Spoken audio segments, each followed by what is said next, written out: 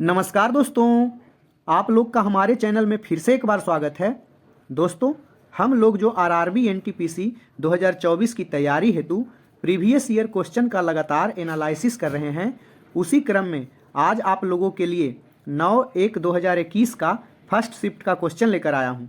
दोस्तों, जैसा कि आप लोग को पता है कि हर एक सेट में मैं जीके जीएस का एनालिसिस तो करता ही हूँ, साथ में करंट का न्यू अपडेट भी देता हूँ। इसलिए बेहतर तैयारी हेतु आप हमारे चैनल पर बने रहें तथा चैनल को लाइक एवं सब्सक्राइब कर दें।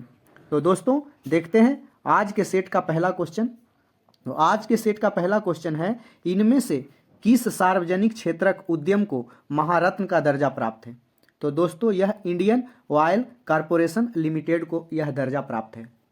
महारत्न का दर्जा प्राप्त इंडियन ऑयल कॉरपोरेशन लिमिटेड को है, लेकिन इसका बेसिक नॉलेज की ओर अगर चलें तो जितने भी सीपीएसई हुआ करती थी, सीपीएसई का फुल फॉर्म दोस्तों सेंट्रल पब्लिक सेक्टर इंटरप्राइजेज, इन सबों को भारत सरकार ने नवरत्न का दर्जा देना प्रारंभ 1997 में किया।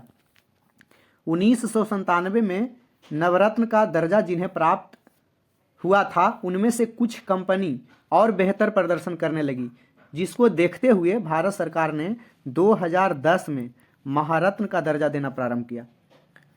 महारत्न का दर्जा मिलने से क्या लाभ है दोस्तों? तो महारत्न का दर्जा मिलने से कंपनियों को विदेशों में अधिग्रहण संबंधी छूट एवं निवेश संबंधी छूट मिला हुआ है। तो सभी कंपनियां चाहती है कि हमें महारत्न का दर्जा मिल जाए, और उन्हें विशेषाधिकार भी बहुत सारे क्षेत्रों में मिला हुआ रहता है। तो इसलिए सभी कंपनियां चाहती है कि हमें महारत्न का दर्जा मिले। अगर महारत्न का दर्जा प्राप्त कंपनी की बात करें तो वर्तमान में ऐसे 14 कंपनियां भारत में हैं जिन्हें महारत्न का दर्जा मिला हुआ है, जैसे BPCL, HPCL, SAIL India Limited हो गया, GAIL, Hindustan Petroleum Corporation Limited, ONGC, ये सब एनटीपीसी मतलब दोस्तों National Thermal Power Corporation Limited, जो हम लोग एनटीपीसी तैयारी कर रहे हैं वो नहीं, ये कंपनी अलग है। तो इस तरह से 14 कंपनियों को महारत्न का दर्जा मिला हुआ है। अगर पूछेंगे हाल फिलहाल में किस कंपनी को महारत्न का दर्जा मिला है, तो उसका हाल नाम है। हाल का फुल फॉर्म होता है दोस्तों हिंदुस्तान एरोनॉटिक्स लिमिटेड। इसकी स्थापना 1940 में हुई थी। इसको रट लीजिएगा, क्योंकि अभी हाल फिलहाल में इसी को महारत्न का दर्जा मिला है, तो हो सकता है पूछ दे। आप लोग से एक क्वेश्चन कमेंट में आंसर चाहता हूं कि महारत्न का दर्जा पाने वाली पहली कंपनी भारत की कौन सी थी? हिंट के तौर पर याद रखिएगा कि उसकी स्थापना 1964 में हुई थी। हर एक सेट में मैं फर्स्ट और लास्ट में क्वेश्चन का आंसर कमेंट करने के लिए कहता हूं दोस्तों। तो पहला क्वेश्चन यही है कि आप लोग कमेंट कीजिएगा कि महारत्न का दर्जा पाने वाली भारत की पहली कंपनी कौन थी जिसकी स्थापना 1964 में हुई थी। नेक्स्ट क्वेश्चन देखते हैं। उस स्मारक का नाम बताइए जो एक पुरातात्विक स्थल के सफल जीर्णोद्धार और संरक्षण का प्रमाण है। तो यह सांची स्तूप है दोस्तों। सांची स्तूप कहाँ है? तो मध्य प्रदेश के रायसेन जिले में है। सांची के स्तूप का निर्माण किन्होंने कराया था? तो राजा अशोक, मौर्य सम्राट अशोक थे, उन्होंने करवाया था, और 3री शताब्दी ईसा पूर्व में कराया था। 3री शताब्दी ईसा पूर्व में। दोस्तों, आप लोग को ये भी पुराने व्यूअर को हमारे पता है, क्योंकि लिखता हूँ कम, मैं चाहता हूँ कि कम समय में आपको बहुत फैक्ट बता दूँ, इसलिए सुनते चलिएगा दोस्तों। सर जॉन मार्शल जो थे, उनके नेतृत्व में 1912 से लेके 1919 तक इसका मरम्मत भी करवाया गया था दोस्तों। सांची में स्थित जो स्तूप संख्या 1 है, वह भारत की सबसे पुरानी शैल संरचना में एक है। अगर इंडिया गेट की बात करें तो इंडिया गेट हमारे जो सैनिक युद्ध में शहीद हो गए थे, उनके स्मारक में इसका बनाया गया है इंडिया गेट को। जबकि गेटवे ऑफ इंडिया का निर्माण 1911 में किंग जॉर्ज पंचम के स्वागत हेतु बनाया गया था। नेक्स्ट क्वेश्चन देखते हैं। क्षेत्रफल के दृष्टि से विश्व का छठा सबसे बड़ा देश कौन सा है? तो क्षेत्रफल के दृष्टि से विश्व का छठा सबसे बड़ा देश ऑस्ट्रेलिया है। क्षेत्रफल के दृष्टि से विश्व में 1 नंबर पे रूस है, 2 नंबर पे कनाडा है, 3 नंबर पे चाइना है, 4 नंबर पे अमेरिका है, 5 नंबर पे ब्राज़ील है, 6 नंबर पे ऑस्ट्रेलिया है और 7 नंबर पे हमारा प्यारा भारत है, तो इसको याद रखिएगा। जबकि जनसंख्या में पूछे आपसे तो 1 नंबर पे चाइना है, 2 नंबर पे भारत है, 3 नंबर पे अमेरिका है और 4 नंबर पे इंडोनेशिया है। अभी पुराने सेंसस के अनुसार चाइना है दोस्तों, लेकिन जल्द ही हमारा भारत 1 नंबर पे आ जाएगा, सेंसस निकलेगा तो हो तो गया ही है 1 नंबर। और फैक्ट याद रखिएगा आप लोग कि एशिया का जो है सबसे बड़ा देश क्षेत्रफल में भी रूस है और विश्व का सबसे बड़ा महादेश एशिया है। एशिया का सबसे उत्तरी देश रूस, दक्षिणी देश इंडोनेशिया, पूर्वी देश इंडोनेशिया, जबकि पश्चिमी देश तुर्की है। और इम्पोर्टेंट फैक्ट की अगर बात करें तो ऑस्ट्रेलिया जो है एकमात्र ऐसा महाद्वीप है जो पूरी तरह से दक्षिण गोलार्ध में है। जैसे हमारा भारत उत्तरी पूर्वी गोलार्ध में है और एशिया ऑस्ट्रेलिया महाद्वीप एक ऐसा महाद्वीप है जो दक्षिण गोलार्ध में है और मकर रेखा इस ऑस्ट्रेलिया महाद्वीप के बीचों बीच से होकर गुजरती है, जैसे हमारे भारत से कर्क रेखा गुजरती है। ऑस्ट्रेलिया महादेश को द्वीपीय महादेश भी बोलते हैं और ऑस्ट्रेलिया महाद्वीप सबसे छोटा महाद्वीप भी है। नेक्स्ट क्वेश्चन देखते हैं। पेरिस स्थित international institute of educational planning संयुक्त राष्ट्र के किस संगठन का अंग है? फिर से समझते हैं इसको। पेरिस स्थित international institute of educational planning यानी कि IIEP किस संयुक्त राष्ट्र के किस संगठन का अंग है? तो संयुक्त राष्ट्र का अंग है यूनेस्को और इसका अंग है IIEP। दोस्तों इसकी स्थापना दोस्तों कब की गई थी? तो IIEP की स्थापना 1963 में की गई थी। जबकि यूनेस्को की अगर बात करें तो यूनेस्को का पूरा नाम होता है United Nations Educational Scientific and Cultural Organization और यूनेस्को की स्थापना दोस्तों 1945 में की गई थी और यूनेस्को का मुख्यालय पेरिस फ्रांस में स्थित है। अगर उसी तरह का एक संगठन है दोस्तों, लगभग नाम एक जैसा टाइप का मिलता है, यूनिसेफ। यूनिसेफ की स्थापना दोस्तों 1946 में हुई थी और इसका मुख्यालय न्यूयॉर्क में है, इसको याद रखिएगा। ILO की अगर बात करें तो इंटरनेशनल लेबर ऑर्गेनाइजेशन होता है इसका फुल फॉर्म और इसकी स्थापना जो है 1919 में हुई थी और इसका मुख्यालय जेनेवा स्विट्जरलैंड में है, तो इसको भी याद रखिएगा। नेक्स्ट क्वेश्चन देखते हैं। 2019 में उत्तर प्रदेश सरकार ने डैश की 77वीं वर्षगांठ पर एक दिन में 22 करोड़ से अधिक पौधे लगाकर विश्व रिकॉर्ड बनाया। तो 2019 में भारत छोड़ो आंदोलन की 77वीं वर्षगांठ पर एक दिन में 22 करोड़ से अधिक पौधा लगाकर विश्व रिकॉर्ड उत्तर प्रदेश सरकार बनाया। क्योंकि भारत छोड़ो आंदोलन अगस्त में ही स्टार्ट हुआ था, इसलिए इसको अगस्त क्रांति भी बोलते हैं दोस्तों। भारत छोड़ो आंदोलन 8 अगस्त 1942 को प्रारंभ होता है, कहीं कहीं 9 अगस्त भी दिया रहता है दोस्तों। जबकि दांडी मार्च की बात करें तो यह 12 मार्च 1930 से शुरुआत हुआ था और 6 अप्रैल 1930 को ख़त्म हुआ था दोस्तों, तो इसको याद ध्यान में रखिएगा।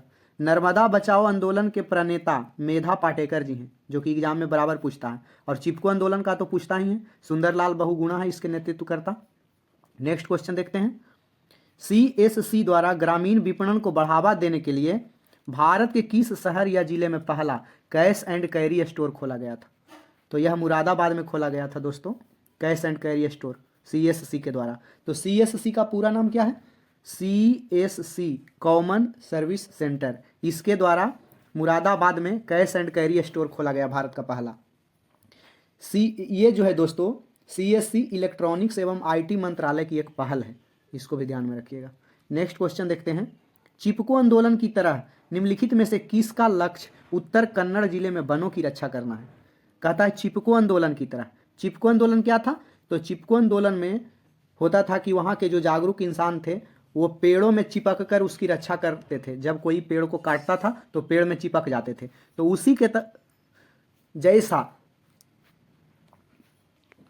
उसी के जैसा दोस्तों उत्तरी कन्नड़ जिले में अपिक्को आंदोलन हुआ।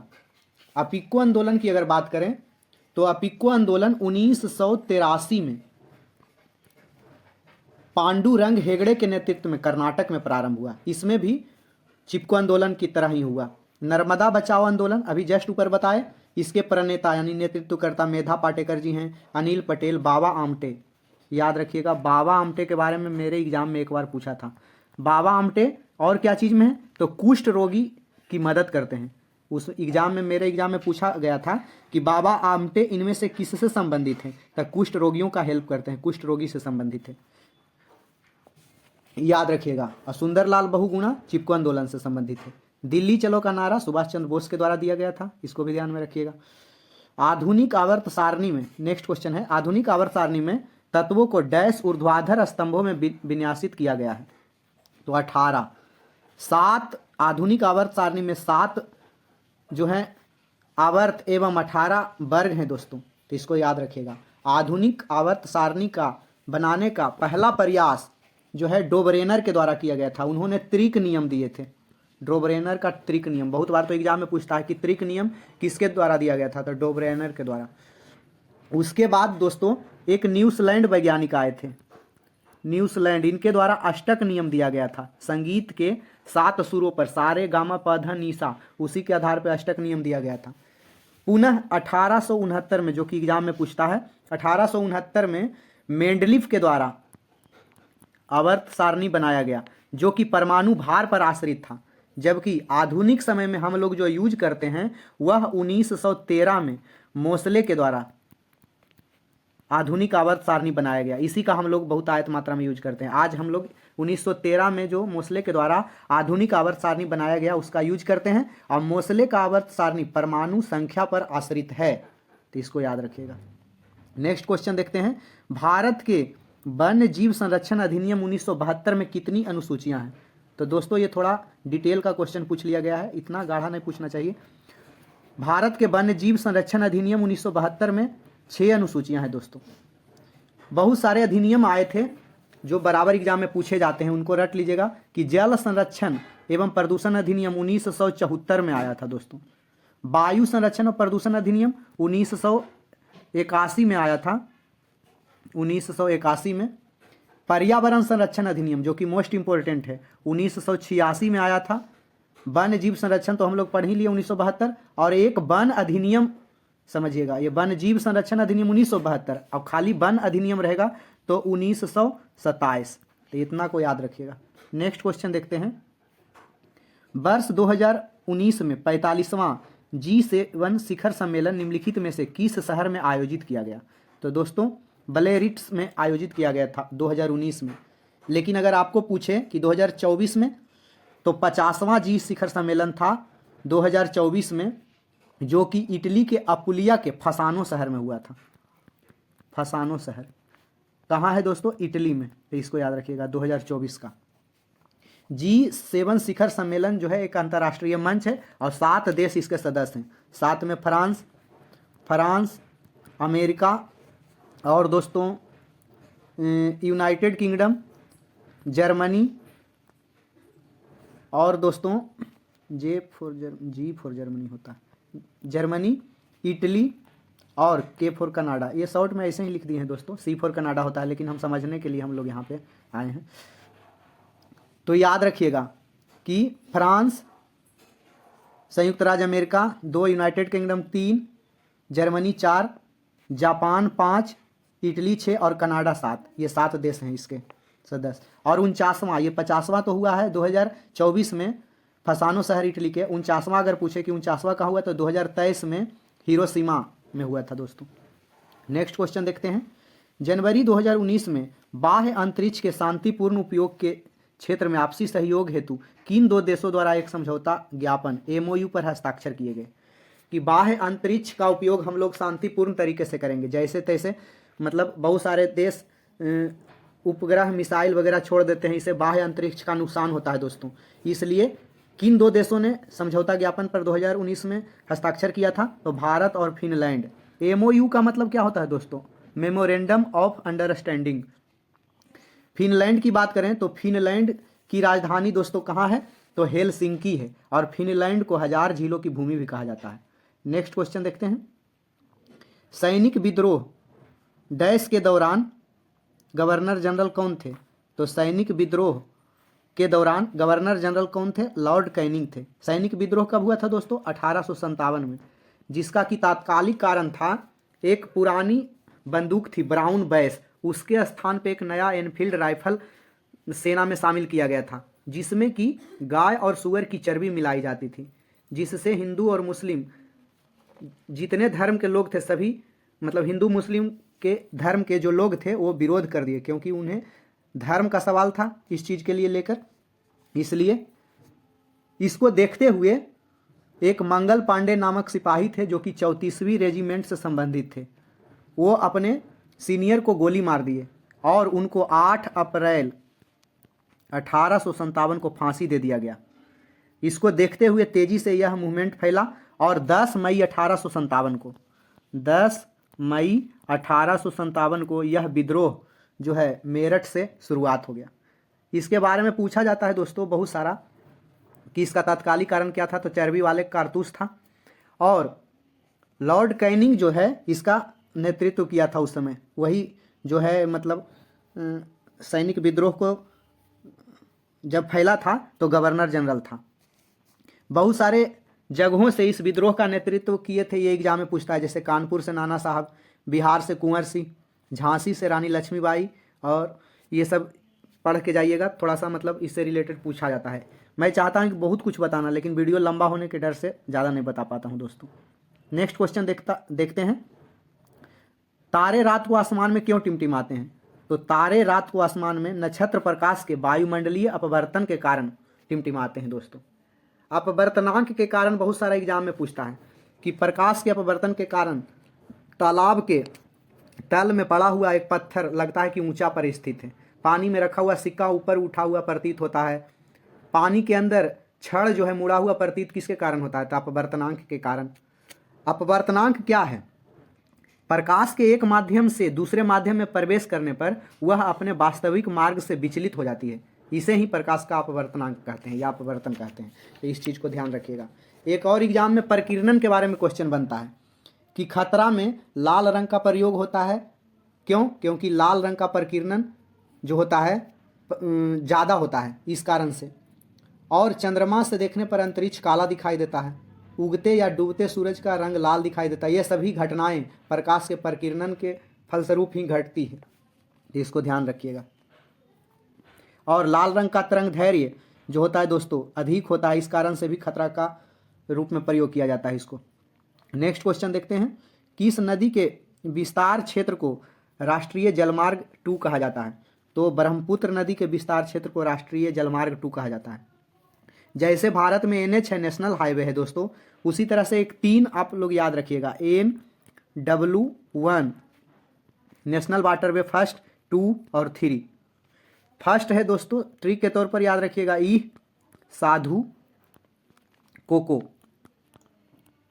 साधु कोको ट्रिक के तौर पर, यानी कि नेशनल वाटरवे फर्स्ट किसको जोड़ता है? तो इलाहाबाद से हल्दिया को। नेशनल वाटरवे 2 किसको जोड़ता है? तो सादिया से धुबरी को, जो कि ब्रह्मपुत्र नदी में है दोस्तों। और नेशनल वाटरवे 3 कोल्लम से कोट्टापुरम, ये तीनों को रट लीजिएगा। अगर नेशनल वाटरवे फर्स्ट की बात बोलेंगे तो इलाहाबाद से हल्दिया तक गंगा और हुगली नदी से संबंधित है और उसकी कुल लंबाई 1620 किलोमीटर है दोस्तों। जबकि अभी सादिया से धुबरी तक जो है नेशनल वाटरवे 2, यह जो इसकी लंबाई 891 किलोमीटर है, तो इसको भी याद रखिएगा। जलमार्गों की सर्वाधिक लंबाई यूपी में है, इसको याद रखिएगा। और राष्ट्रीय जलमार्ग अधिनियम जो 2016 में आया था उसके अनुसार देश में कुल 111 राष्ट्रीय जलमार्ग हैं, इसको भी ध्यान में रखिएगा। राइबोसोम डैश बनाते हैं, तो राइबोसोम प्रोटीन बनाते हैं, इसलिए राइबोसोम को प्रोटीन की फैक्ट्री भी कहा जाता है दोस्तों। राइबोसोम में लिपिड अनुपस्थित होते हैं। राइबोसोम क्या है? तो एक सघन गोलाकार और दानेदार कण होता है जो कि मैट्रिक्स में स्वतंत्र रूप में पाए जाते हैं या फिर अंतः प्रद्रव्ययी जालिका से जुड़े रहते हैं, इसको ध्यान में रखिएगा। और राइबोसोम RNA द्वारा प्राप्त सूचनाओं के आधार पर प्रोटीन संश्लेषण का काम करता है, तो ये ध्यान में रखिएगा। नेक्स्ट क्वेश्चन देखते हैं, डैश ने, तो किसने ब्राह्मणी और खरोष्टी लिपियों को व्याख्यायित किया जिनका उपयोग पहले के शिलालेखों के लिए किया जाता था? तो जेम्स प्रिंसप ने। कहा जाता है कि सबसे पहले अशोक के शिलालेख को पढ़ने में सफलता जेम्स प्रिंसेप को ही मिला था, और 1837 ईस्वी में। 1837 सॉरी दोस्तों 1837 ईस्वी में मिला था। अब तक अशोक के 40 अभिलेख प्राप्त हो चुके हैं लगभग, और जो अलग अलग स्थान से मिले हैं, 4 भाषा में मिले हैं दोस्तों अशोक के शिलालेख, याद रखेंगे। और सबसे पहले जेम्स प्रिंसेप ने ही पढ़ा था अशोक के शिलालेख को। भारतीय पुरातत्व सर्वेक्षण संस्थापक के प्रमुख थे जनरल कनिंघम, इसको याद रखिएगा। नेक्स्ट क्वेश्चन देखते हैं। 2019 के लिए वर्ल्ड इकोनॉमिक फोरम के ग्लोबल कम्पिटिटिवनेस इंडेक्स में भारत की रैंकिंग कितनी थी, यानी कि विश्व प्रतिस्पर्धात्मक सूचकांक जिसको बोलते हैं। तो 2019 में 68 नंबर रैंकिंग पे था दोस्तों। जबकि अभी जो इंडेक्स निकला वर्तमान में 2023 के रिपोर्ट के आधार पे 2024 में भारत 40वें नंबर पे है दोस्तों। तो इसका सुधार काफ़ी हुआ, याद रखिएगा। बहुत सारे सूचकांक निकला है, जैसे अंतर्राष्ट्रीय भूख सूचकांक में बेलारूस टॉप पे है, जबकि भारत 105 नंबर रैंक पे है। प्रेस सूचकांक में, अंतर्राष्ट्रीय प्रेस सूचकांक में नॉर्वे टॉप पे है दोस्तों। भारत जो है 159 नंबर पे रैंकिंग है। ये सब रैंकिंग 2024 का करंट का बता रहा हूँ। अंतर्राष्ट्रीय शांति सूचकांक में आइसलैंड टॉप पे है, जबकि भारत का रैंक 116 है। विश्व खुशहाली रिपोर्ट में दोस्तों भारत की रैंक 126 है, तो इसको याद रखिएगा। अब मानव विकास सूचकांक में भारत की रैंक 134 है, ये सब रैंक याद रखिएगा। नेक्स्ट क्वेश्चन देखते हैं। डैश एक संचार प्रोटोकॉल है, तो HTTP एक संचार प्रोटोकॉल है। HTTP का फुल फॉर्म क्या होता है? हाइपर टेक्स्ट ट्रांसफर प्रोटोकॉल, तो इसका याद रखिएगा।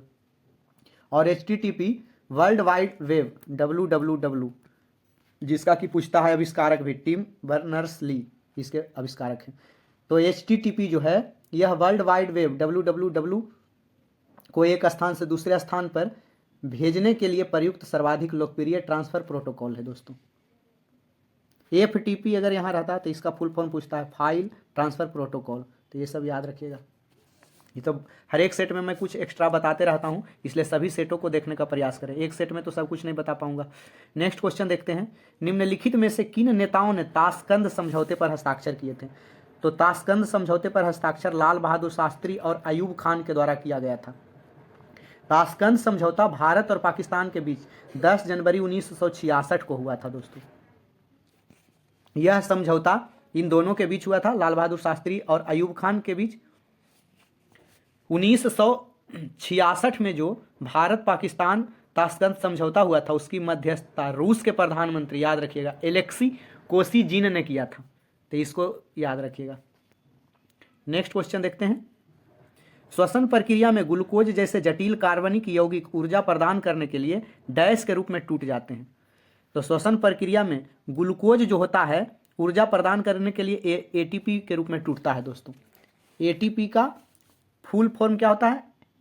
एडिनोसिन ट्राइफॉस्फेट, इसी के रूप में टूटता है। अच्छा, ऑक्सीजन की उपस्थिति में होने वाले श्वसन को वायवीय श्वसन कहते हैं, और ऑक्सीजन की उपस्थिति नहीं रहेगी और श्वसन होगा तो अवायवीय श्वसन करते हैं। अच्छा, ये श्वसन प्रक्रिया में ग्लूकोज पूर्ण रूप से कार्बन डाइऑक्साइड यानी CO2 और जल में टूट जाता है, H2O के रूप में टूट जाता है, इसको ध्यान रखिएगा। नेक्स्ट क्वेश्चन देखते हैं। किसी भी कंप्यूटर सिस्टम का मस्तिष्क किसे कहा जाता है? जो कि कंप्यूटर का सबसे फेवरेट क्वेश्चन है। CPU को बोला जाता है। CPU का फुल फॉर्म होता है दोस्तों सेंट्रल प्रोसेसिंग यूनिट। उसी तरह से UPS का अगर बात करें तो UPS का पूर्ण रूप होता है यूनिइंटरप्टेड पावर सप्लाई, यूनिइंटरप्टेड पावर सप्लाई। जबकि ALU का तो बराबर पिछला सेट में भी बता दिए हैं, बहुत सारे सेट में, अर्थमेटिक लॉजिक यूनिट। उसी तरह से एक और याद रखिएगा, मॉनिटर एक आउटपुट डिवाइस है, इसको ध्यान में रखिएगा, CDMA। CDMA मतलब दोस्तों कोड डिवीजन मल्टीपल एक्सेस, तो इसको भी याद रखिएगा।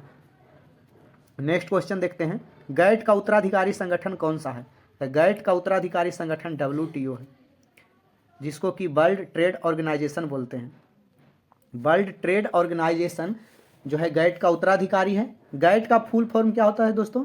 The general agreement on tariffs and trade. विश्व व्यापार के पुनर्निर्माण और उदारीकरण के माध्यम से द्वितीय विश्व युद्ध के बाद आर्थिक सुधार को बढ़ावा देने के लिए गैट का निर्माण किया गया था।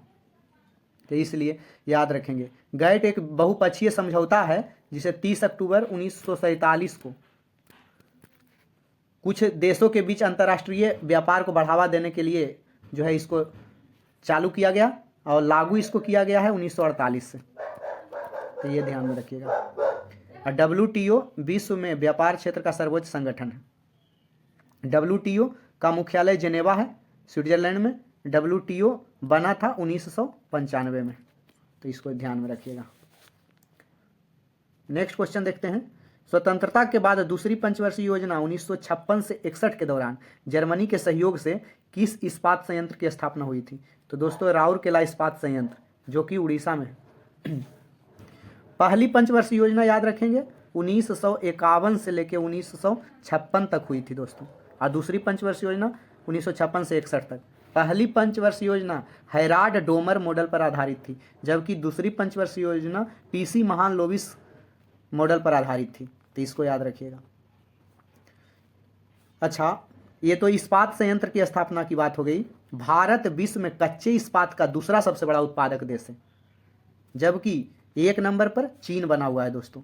भारत में इस्पात का सबसे बड़ा उत्पादक अगर बात करें तो टाटा टिस्को है, तथा दूसरे नंबर पर steel authority of India limited है, जिसको कि सेल बोलते हैं, SAIL, सेल। ये इसको ध्यान में रखिएगा। बहुत बार एग्जाम में पूछता है कौन कहाँ किसके सहयोग से किस इस्पात संयंत्र की स्थापना हुई। ये 4 ज़्यादा पूछता है दोस्तों, चारों का रट लीजिएगा। राउरकेला इस्पात संयंत्र उड़ीसा में है, जर्मनी के सहयोग से स्थापित हुआ है।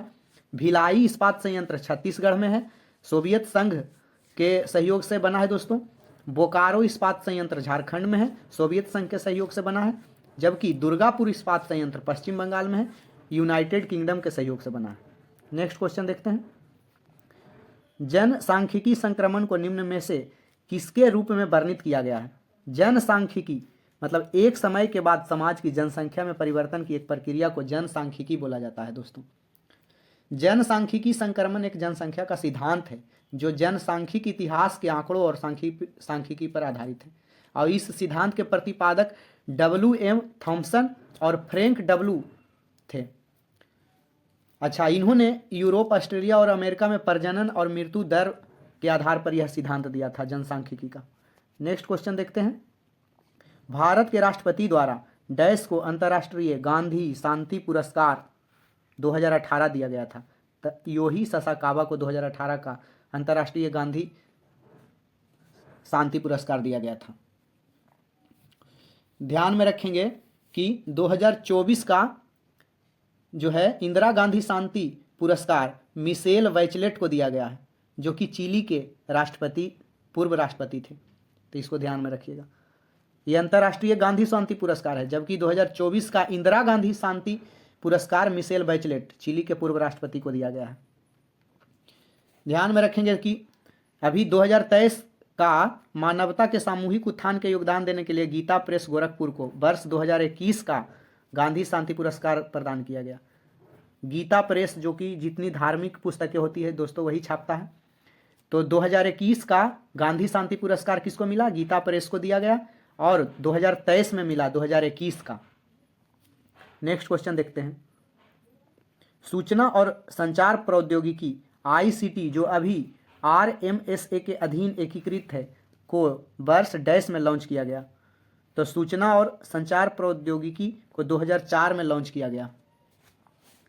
याद रखेंगे कि सूचना प्रौद्योगिकी के बहुत सारे घटक होते हैं, जैसे कंप्यूटर हार्डवेयर प्रौद्योगिकी हो गया, कंप्यूटर सॉफ्टवेयर प्रौद्योगिकी हो गया, मानव संसाधन हो गया। ये सभी जो है सूचना प्रौद्योगिकी के ही अंग है। संचार क्रांति के बाद अब इलेक्ट्रॉनिक को भी सूचना प्रौद्योगिकी का मुख्य घटक माना जाने लगा है, इसलिए IT और इलेक्ट्रॉनिक्स मंत्रालय भी अभी बनता है दोस्तों, और उसके मंत्री भी चुने जाते हैं भारत में। नेक्स्ट क्वेश्चन देखते हैं। ओपेक का मुख्यालय कहाँ है? तो ओपेक का मुख्यालय वियना में है दोस्तों।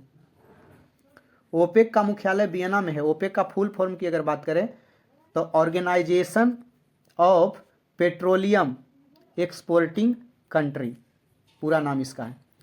और 2000 सितंबर 2024 के अनुसार इस संगठन में लगभग 12 देश इसके सदस्य बन चुके हैं दोस्तों। और याद रखेंगे कि ओपेक की स्थापना 1960 में हुई थी।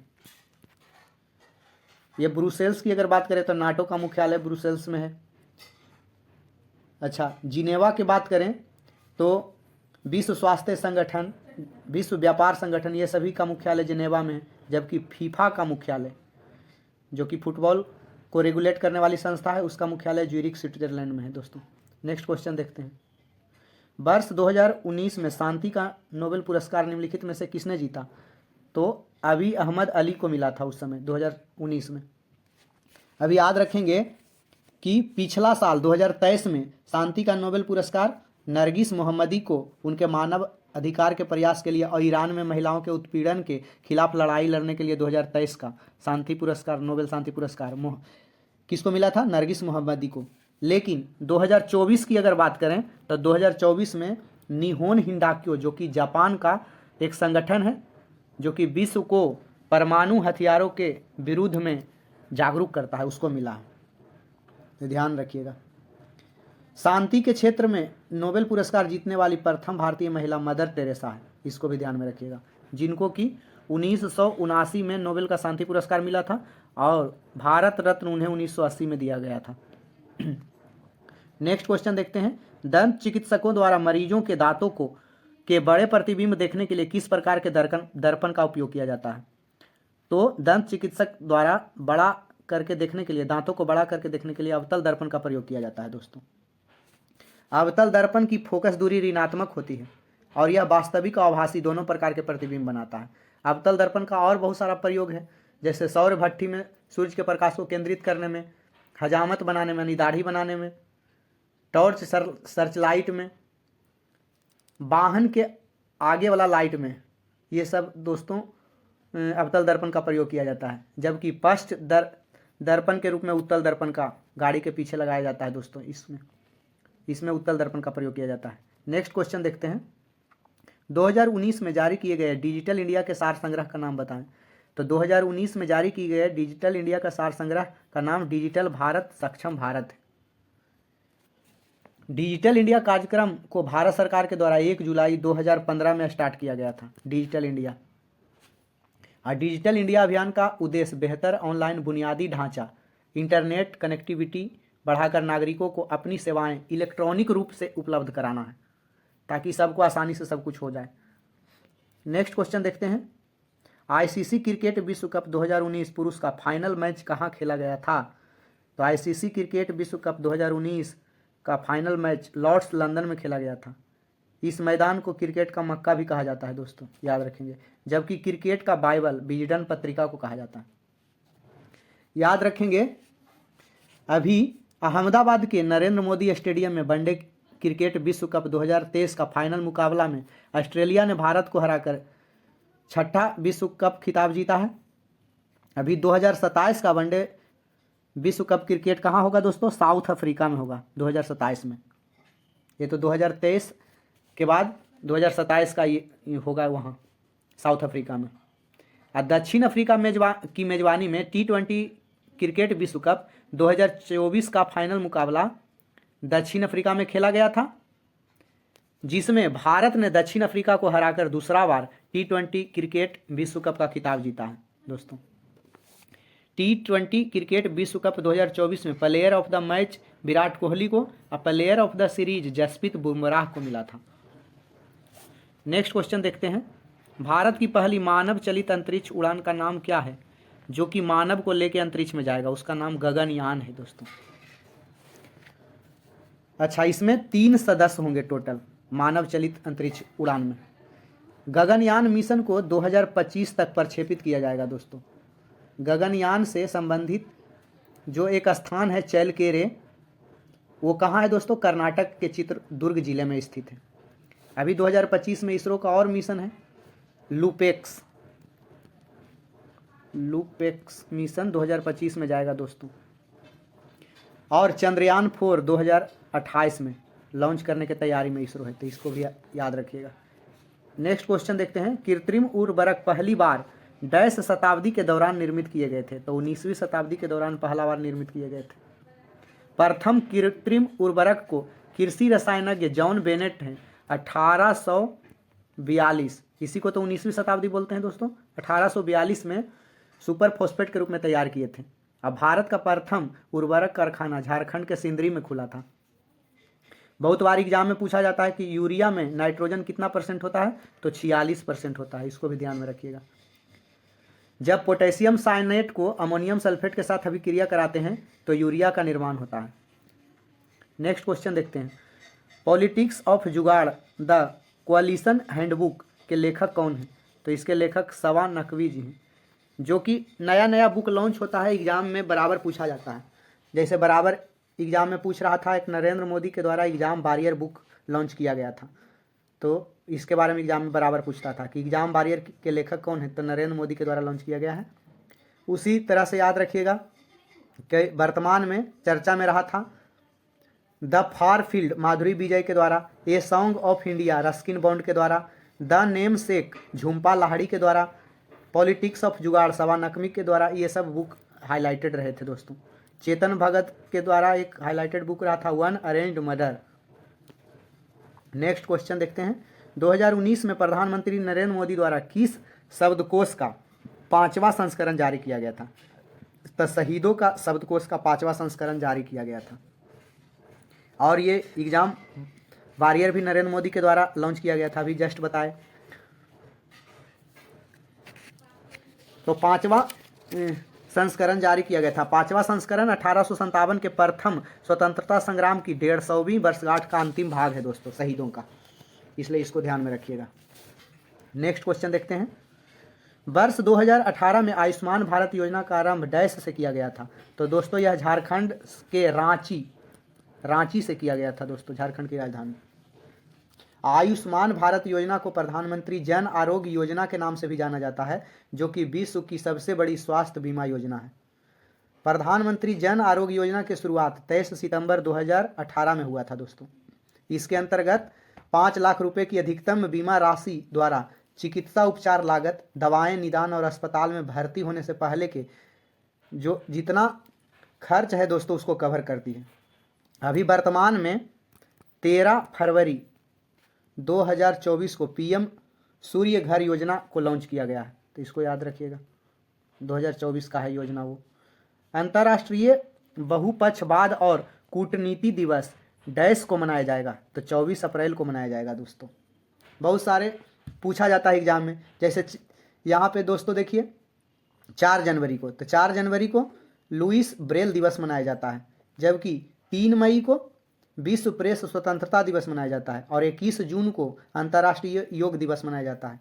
उसी तरह से याद रखिएगा 9 जनवरी को प्रवासी भारतीय दिवस मनाया जाता है, 25 फरवरी को राष्ट्रीय मतदाता दिवस मनाया जाता है, 4 फरवरी को विश्व कैंसर दिवस मनाया जाता है। तो ये सब चीज़ याद रखिएगा, बहुत सारे पूछा जाता है एग्जाम में। नेक्स्ट क्वेश्चन देखते हैं, इनमें से भारत के किस वायसराय ने निर्वाचित स्थानीय सरकारी निकायों के सृजन की पहल की थी। तो लॉर्ड रिपन भारत में बहुत सारे अच्छे अच्छे काम किए थे, इसलिए फ्लोरेंस नाइटिंगेल ने लॉर्ड रिपन को भारत के उद्धारक की संज्ञा दी है दोस्तों। लॉर्ड रिपन अपने सुधार के लिए फेमस हुए थे।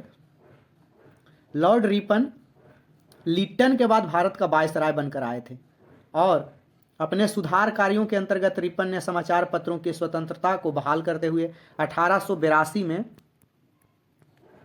वर्नाक्यूलर प्रेस एक्ट को समाप्त किए।